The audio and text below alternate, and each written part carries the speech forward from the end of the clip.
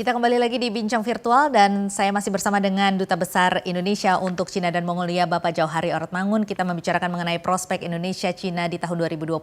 Pak Jauhari, kalau Anda melihat di tahun 2021 ini kira-kira apa saja yang bisa kita tingkatkan kerjasama antara Indonesia dengan Cina, baik yang sudah terjalin selama ini maupun yang akan datang?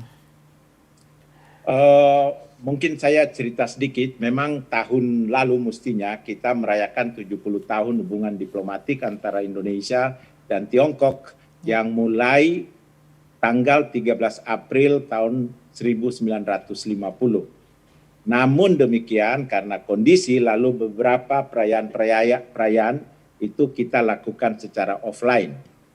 Namun demikian terjadi peningkatan hubungan walaupun dalam situasi tersebut, misalnya hanya contoh beberapa saja, di tahun 2020 itu trade atau perdagangan, volume perdagangan antar dua negara itu meningkat secara signifikan, jumlahnya itu mencapai di atas 78 miliar. Ekspor kita sendiri meningkat 78 miliar US dollar. Ekspor kita sendiri itu 37 miliar lebih US dollar, meningkat sekitar 10, sekian persen. Sementara defisit juga berkurang, defisit perdagangan berkurang nyaris 69%. Jadi ini juga hal-hal yang positif dalam situasi COVID. Sementara itu terjadi juga peningkatan di bidang investasi yang jumlahnya 4,8 miliar US dollar. Begitu juga di sektor digital ekonomi dan lain-lain. Memang ada satu yang memang karena situasi adalah yang saya sebut tourism ekonomi. Tetapi apa yang bisa dikerjasamakan dan menonjol di tahun 2020 adalah kerjasama di bidang infrastruktur kesehatan. Dan yang terakhir tentunya Mbak Tasya juga tahu mengenai vaksin.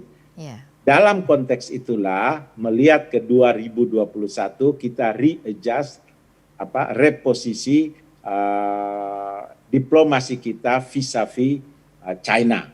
Nah, dalam konteks itu saya melihat bahwa prioritas itu akan pertama tentunya di bidang diplomasi ekonomi dengan elemen-elemennya tadi. Yang kedua adalah diplomasi kita sebut untuk kerjasama di bidang kesehatan, karena dalam pembicaraan terakhir kita ingin jadikan Indonesia sebagai hub untuk manufacture daripada alat-alat kesehatan dan vaksin untuk Asia Tenggara. Lalu yang ketiga tentunya tetap perlindungan warga negara Indonesia, lalu tentunya kedaulatan Indonesia, lalu yang terakhir adalah keterlibatan kita dalam konteks tatanan regional maupun tatanan global. Kalau dilihat dari 5 ini semua, China merupakan salah satu partner utama kita. Karena itulah disebut Comprehensive Strategic Partnership sejak 2013. Nah, ini yang akan menjadi prioritas di 2021. Baik, walaupun kita melihat memang ini nilai, kalau kita tadi melihat mengenai perekonomian begitu ya Pak Jauhari, kalau kita melihat nilai perdagangan memang cukup meningkat dengan pesat. Tetapi ini ada sentimen negatif yang mengatakan bahwa ekspansi, ada kekhawatiran mengenai ekspansi barang-barang Cina ke Indonesia, ini akan menggerus pasar lokal dan akhirnya ujung-ujungnya akan mengurangi lapangan kerja di Indonesia. Apalagi belakangan ini ada banyak tenaga kerja asing dari Cina yang masuk ke Indonesia. Tanggapan Anda? Saya kira mungkin harus dibuat kajian yang teliti ya. Kalau dibilang banyak tenaga kerja China yang masuk, padahal data kan nggak seperti itu. Misalnya contoh lah di Morowali kan ada 40 ribuan tenaga kerja di sana, tenaga kerja dari China kan sekitar 4 ribuan, sisanya kan orang Indonesia. Jadi kan it's very normal begitu. Di Huawei misalnya ada 2.500 tenaga kerja yang disedot, sekitar 200 atau 300-an saja tenaga kerja China, tenaga kerja Indonesia 2.000-an lebih kan. Jadi perbandingannya yang harus dilihat. Nah, apakah itu yang pertama soal tenaga kerja dulu. Yang kedua itu mengenai apakah dia akan menyerbu pasar kita. Saya kira dalam hubungan perdagangan kita melihatnya berbeda begitu ya. Eh, tentunya ada aturan-aturan kesepakatan-kesepakatan yang kita bahas bersama. Ya. Misalnya bisa orang di sini bilang juga Indomie sudah serbu pasar Cina, sarang burung walet sudah serbu pasar Cina. Jadi kan ada timbal balik ya. Jadi ya malah istilah sekarang yang digunakan, kita sekarang gempur pasar China. Kenaikan 10% dari ekspor kita ke China itu suatu peningkatan yang sangat signifikan. Kalau dihitung dalam nilai US dollar itu di atas 3 miliar US dollar. Jadi ini kan suatu peningkatan yang signifikan. Apakah kemudian orang China akan bilang sekarang Indonesia yang serbu pasar China? Kan jadi lihatnya seperti itu ya. Jadi hubungan perdagangan antar negara ya seperti itu, bahwa akan terjadi timbal balik. Apa yang kita kuat, kita akan masuk ke pasar China. Apa yang kita butuhkan dari China, China akan masuk ke pasar Indonesia. Begitu juga, tidak hanya China, begitu juga pasar-pasar lainnya kan. Ya, meskipun memang barang-barang yang diekspor dari Indonesia ke Cina ini lebih banyak barang mentah, sementara barang-barang dari Cina yang masuk ke Indonesia atau barang import ini lebih banyak barang jadi yang bisa dikonsumsi, sehingga itu yang membuat sentimen negatif itu terjadi. Nah, bagaimana menurut Anda? Ya Mbak, itu salah. Kalau dilihat yang kita import banyak dari China, nilainya itu adalah barang-barang modal. Jadi barang-barang modal itu yang dipakai untuk berproduksi.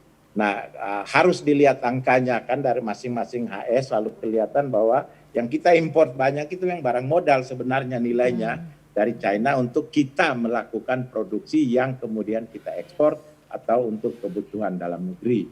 Jadi sebenarnya perdagangan ini banyak juga menguntungkan Indonesia dan tidak benar dari berbagai kalangan mengatakan hal tersebut, begitu ya Pak ya? Iya.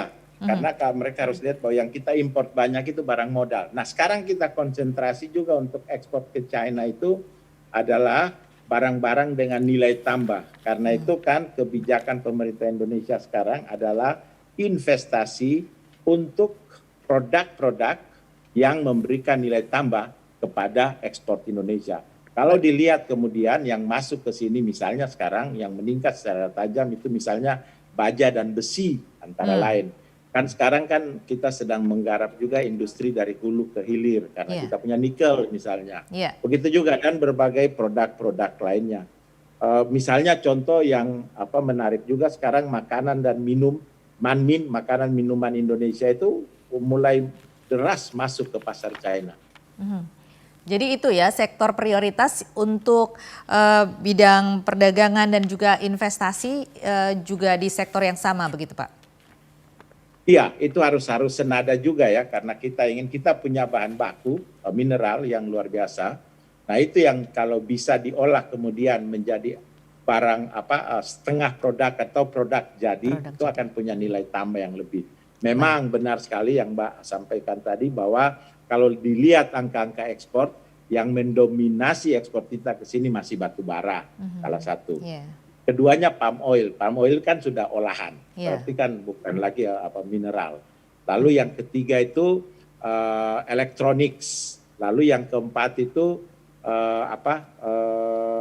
kayu olahan dan furniture. Jadi itu juga meningkat secara signifikan dengan lumayan. Lalu produk-produk lainnya yang bukan lagi produk-produk mineral. Baik, terkait dengan pandemi COVID-19 nanti kita akan bahas di sektor kesehatan bagaimana kira-kira prospek di 2021 kerjasama antara Indonesia dengan Cina. Tetapi kita harus jeda dulu Pak Jauhari, pemirsa tetaplah bersama kami, Bincang Virtual akan kembali sesaat lagi.